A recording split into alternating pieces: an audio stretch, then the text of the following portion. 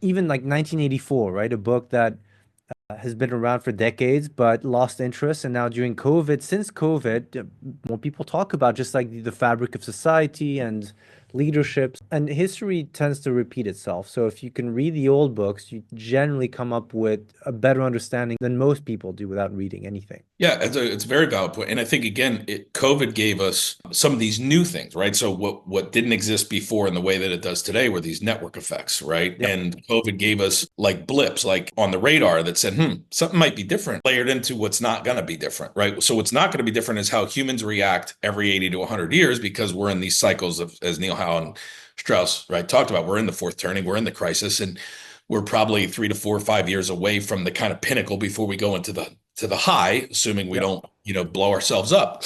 And so that's not going to change. That they've been studying and mapping that for 1500 years, and it's kind of pretty predictable. So you can kind of draw some certainty around, oh, okay, the next 3 to 4 years, it could get a little bit worse. But Yep. then historically, what happens is we get to this kind of new consensus on what are the systems, institutions, where is trust going to be Yep. found again, and then that builds the infrastructure for how the global world and society and social contracts work for the next 100 years.